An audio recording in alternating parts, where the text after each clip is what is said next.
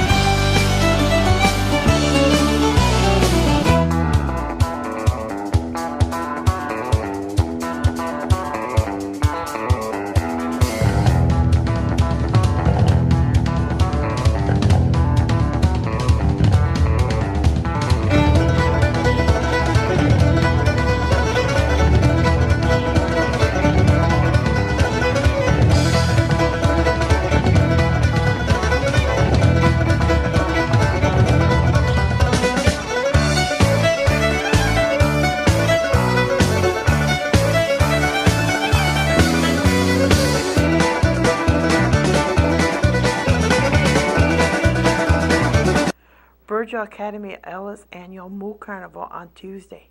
Grades kindergarten to 6 went down to the gym to participate in different activities. There was face painting, pin the tail on the cow, milk carton bowling, ring toss, building with milk cartons, balance your milk carton, and a tumble section. There was also a section where you could get a grilled cheese sandwich and milkshakes. Doris Pink came by the studio to give us an update on the Sand and Sea Festival. Good evening. In our studios tonight, I have with me Doris Pink, the chairperson of the Sand and Sea Committee. Good evening, Doris. Hi, Maxine. Thanks for having me. Oh, you're welcome. Thanks for coming along. So, got any good updates for the Sand and Sea this time? Well, first, I guess I should let everybody know, I think probably a lot of people know, but it is the last weekend in July, so that's Okay. Thursday, Friday, Saturday, Sunday, 28th to the 31st. Okay. And I guess I'd like to take this time to thank all the people who donated prizes. Some people donated cash. Some people donated things that we sold tickets on. And it was all very greatly appreciated. And of course, the letters have gone out again this year, and we hope that they're going to be just as generous this year. Certainly, we had a very good Sand and Sea last year. And, you know, and it was because of the support of the people in the town that it was so good. And I like to think that, you know, both the Lions Club and the Lioness Club have given back to the town with the money from the Sand and Sea. For example, you know, all the repairs were done on the community center. Well, Yes. the Lions took all of their money plus some for that, and we gave them $4,000 towards that project. And just last Sunday, we donated $2,500 to the arena to cover some of their operating expenses. So the town has been very good to us through the Sand and Sea, and we'd like to think that we continue to give back. Perfect.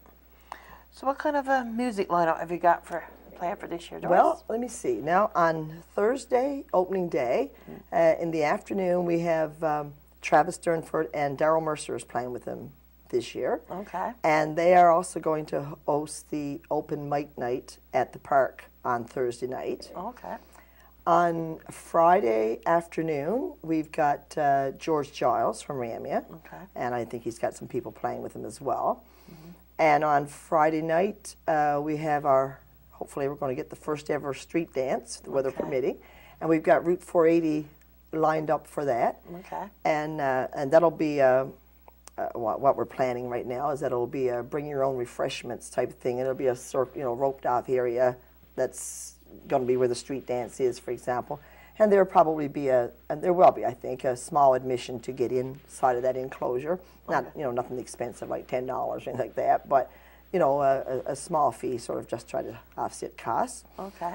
And also on Friday, of course, between the afternoon and the street dance starts that night, there's going to be the Screeching Inn at the park and the kids' Wiener Roast and bonfire. Okay. And that's also at the park. And weather permitting, we'll have the fireworks, and that'll be at the park. And then we'll come down for the street dance. And of course, the street dance will only go on until 1 o'clock, the same as it would if it were going ahead at the park. And then you can feel free to go somewhere else to finish off your night if you don't want to go home. So that's Friday. And on Saturday, of course, we have Pink Boys at the park, and we missed those guys last year. They played at a lot of Sand and Seas, and we look forward to having them back.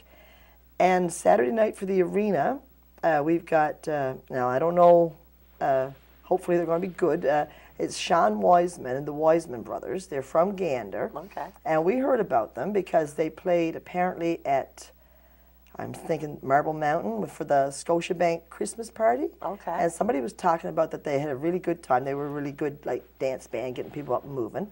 And we contacted them, and so they're coming out on Saturday night.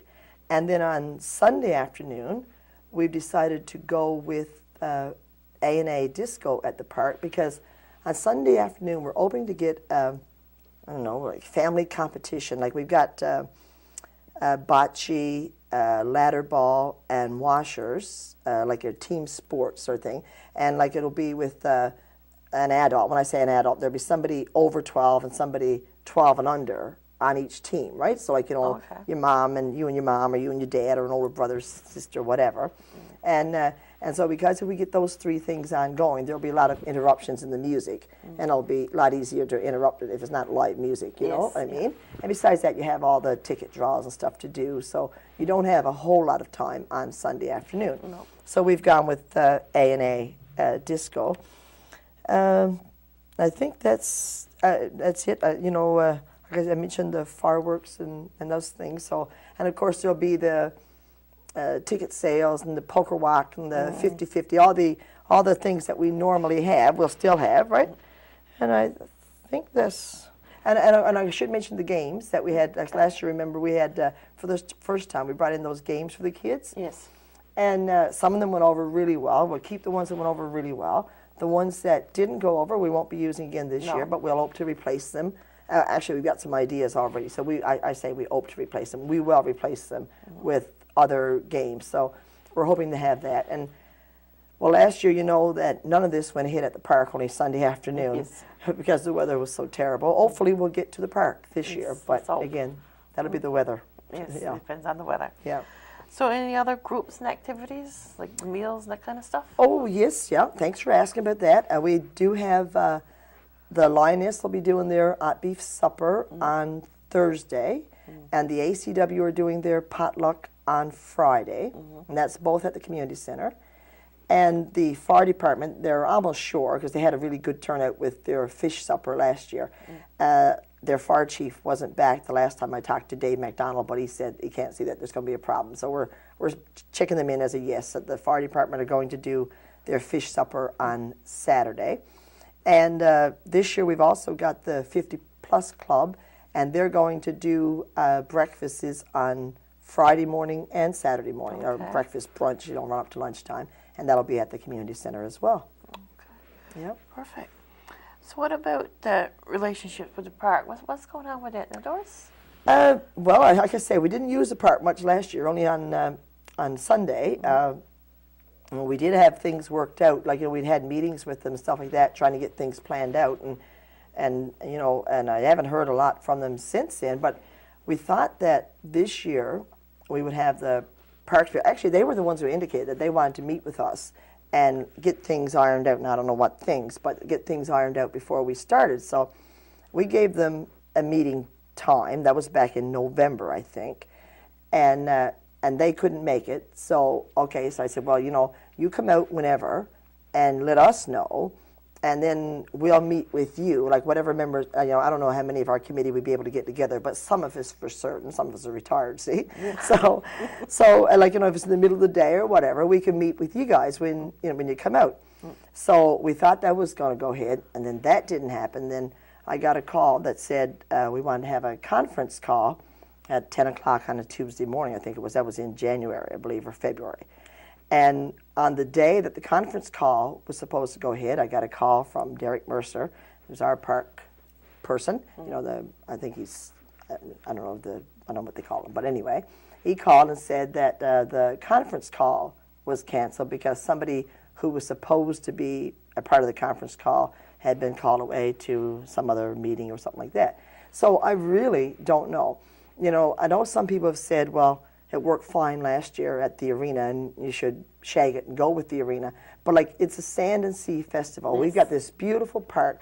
If you were listening to Hockey Night in Canada the other night when the boys were on, Ron McLean said, you know, second best beach in all of Canada. Yes, exactly. And if we're going to have people coming in, like, we want to show off what we've got. And we've got this beautiful beach, and we think that we should use it. Yes. So if the weather cooperates, we will be at the park from the 28th to the 31st of July, and hopefully with the full cooperation of park staff. But like I say, I haven't had any feedback from them since the canceled conference call. Okay. So, speaking of your committee, Doris, any new members this year? Is it all the same? Or? We don't have any new members. We've got some changes in position, and we've got one member dropped. Norm Strickland was our treasurer, and he didn't come back to the committee this year, and we want to thank him for his services last year. Okay. And Sheila Ingram has agreed to be treasurer, cancel that. Sheila has agreed to be the treasurer. Now, last year, the signing committee was any two of chairperson, co-chair, and treasurer, which meant that it was Max and myself and Norm, any two of us. And I thought we were being pretty open with what money was coming in and what money was going out and where we were spending it. But apparently we weren't clear enough for some people. And like, you know, well, there's been a little innuendo like that Max and Doris could both sign checks and they never go through anybody else or whatever. So I have withdrawn from as a signing officer. So this year's signing officers are any two of Sheila, Max, and Max Dunford. So hopefully that's clear enough for everybody. And you know, like again, we were pretty upfront with what we took in and where it went to and how much money was passed over to the Lions Club and of course where we've spent it to so far this year and stuff like that. So, but just to, you know, like because you are dealing in the public and just because you know, like nobody wants to open themselves up to innuendo, criticism, whatever. Yes. We thought that it'd be better to go this way, especially like, you know, where we had to make a change in the treasurer anyway with Norm not coming back. So, yes. So that's the only change. Everybody else seems to be pretty happy with the way things are going. So. Oh, that's good. Very good. So, what kind of fundraisers do you have planned for this year, Doris? Well, you know, our fundraisers, other than the actual Sand and Sea itself, we just have the two TV bingos, and we got one coming up next week, actually. Yes. So we have the Sand and Sea $500 bingo on April 6th, I believe that is. Yes. Next Wednesday. Okay, so that's our two fundraisers. Now, so perhaps this year, you know, like I said, we had a really good Sand and Sea last year. Now, maybe we won't make as much money this year, because if you remember last year, we had that generous donation from the Newfoundland and Labrador Arts Council when June Iscock was here and gave us that $1,500, which went a long way to covering off some of our expenses, of course. But you know, it's a service to the town. And I think it's good for the community. And I know, like, we have a lot of people come in during the Sand and Sea, but Sand and Sea would not be a success if we didn't have the support of the people in this community, which is why, of course, we like to give back to this community. And like they've always supported us, like I say, during the Sand and Sea and during fundraisers, like. I don't even know how much we made on our last one, but we did very well on our last bingo, and we hope to do just as well on the one that's coming up next week. So, but that's our fundraisers, yeah. Very good. Well, very good. Doris, that's all I have for you now. Do you have anything else that you'd like to add? I don't think so. Again, you know, like you're going at it, this is the second year, and perhaps I should be a little more stressed. Seems like, you know, seems like everything I know everything I got to do, so like, you know, just like water running off your back. So yeah, that's okay. We don't need to worry about that yet, you know. But we do have to get our brochures made. We haven't got them sent to the printers yet, simply because we're waiting on a definite answer, say from like the fire department about the fish supper. And now we have had the music in place for a while, and some of that. But like that's got to be done, and we got to order the buttons, and we got to order new tokens, like for the dance at the arena and stuff like that. But so there's still a fair bit of stuff that's to be done, and it'll come at you bang, bang, bang once you get started. But right now, I think most things are falling into place nicely. Well, that's perfect. Well, I look forward to another successful year. Well, thank you, Maxine. Yeah. And if we have any more news, we'll arrange an interview and come in and sit down and talk to you about it. Perfect. Okay, thank you. Councillor Broderick came by the studio to give a town council report. Good evening. This town council report was for the meeting that was held on March 22nd. Water treatment plant. We continue to be on the gravity-fed system. The company was in to replace the nozzles and the media, but have not tried the system. They are waiting for the technician responsible for the computer so that both can be completed at the same time. So once the computer technician comes in and rectifies any errors that might be in that system, both will be started at the same time. As well, with regards to the water treatment plant, upon an inspection of the compressors, it was determined that the motor has seized in one and has to be repaired or replaced. This work was originally completed by a subcontractor and has to be repaired under those contract conditions. So the major contractor, Mr. Fay, will be working on that. Waste management, there's nothing further to report on the pilot project. The report from the consultant to government was scheduled to be completed by the end of March, but nothing has been forwarded to Council to date. There were letters of support for keeping the Community Service Office open. These were sent to both Ministers Finlay and McKay at the federal level. A response has been received from Minister Finlay stating that Service Canada is committed to providing its clients with the best possible service, and every effort will be made to address the issues that were raised by Council. Upon a review of our correspondence, once that has been undertaken, there probably will be a substantive reply following. Council has made several attempts to meet with the provincial park representatives to discuss their future plans for the park in relation to Sand and Sea.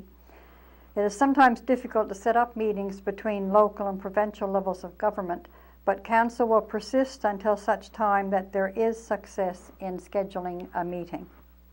On February the 24th, Council sponsored a coffee break from 2 to 4 p.m. There were 30 people who dropped into town office. Council thanks everyone who attended and is reminded that violence prevention begins with each one of us doing our part to make our community a safe place to live. The town sponsored a quarter-page ad in the amount of $200 for the Gulf News in the 101 Things to See and Do booklet. A copy of the ad can be seen at the town office.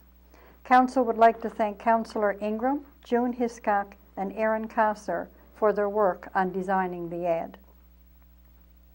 With regards to volunteerism, the Tourism Committee continues to look for volunteers to serve as members.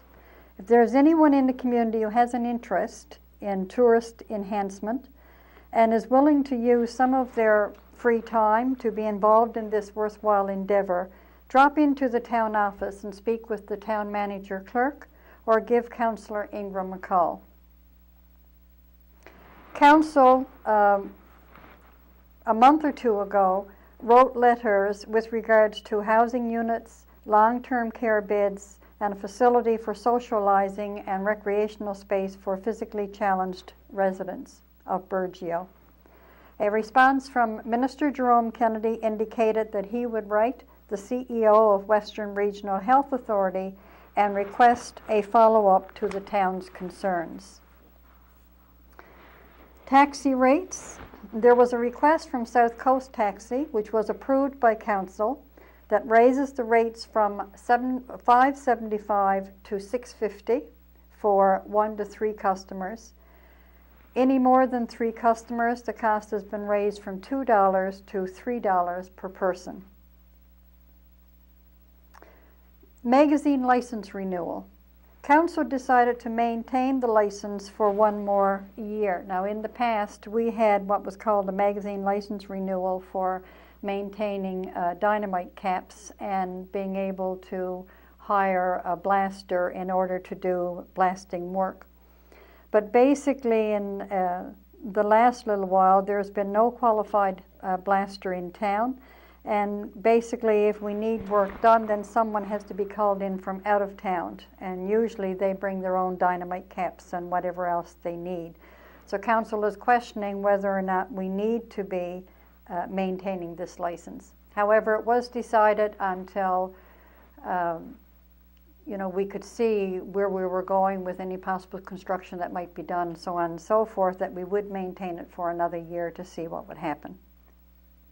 I suspect that once the license is let go, it would be difficult to get back. So we just wanted to make sure that, that we were covered.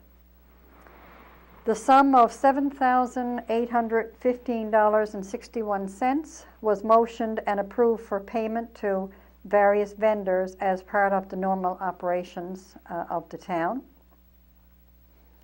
And there are a couple of bouquets that the Council would like to throw to members of the community.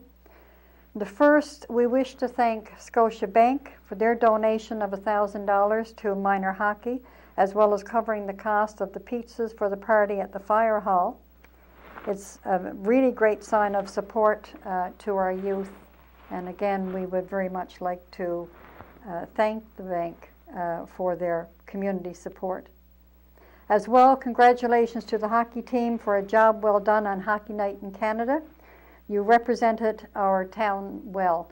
I noticed that there were very favorable comments on Facebook from people who originally belong to our community and live in other places, as well as friends and relatives from other areas who have made comments. You did a great job. Congratulations. And the other piece of that, of course, would be Hockeyville. We didn't get to the top 10, but we got in on the competition, and there were a lot of wonderful letters and pictures from a variety of people from the community, and the support for the community, the showing of support was phenomenal. So again, congratulations, job well done. And last but not least, over the past few months, there have been signs of community growth from two sectors. One would be new residents from outside of the community who are moving in to take up jobs that were probably advertised by various businesses, as well as former residents who had previously left the community and returning with their families to set up residence back in their hometown. So to both, Council sends a sincere welcome. If there are any concerns or questions, don't hesitate to contact one of the councillors or just drop into the Town Council office. The next regular meeting of Council is scheduled for April the 20th. If you have anything you wish to have presented at that meeting, please send it to the Town office and send it at least a day or two before the meeting. Sometimes we have a tendency to put things in a bit late, and then it might get on the agenda, but with already a planned agenda in the working, it could had to be carried over to the next meeting. So if you really want it on the agenda for that specific meeting, make sure that you have it in ample enough time to get it on the agenda so that the town manager clerk is prepared and councillors have sufficient time to read and prepare for any information that they might need to find and so on. So keep that in mind when sending things to Council. On behalf of Council, I wish you a good evening. This concludes our program for tonight.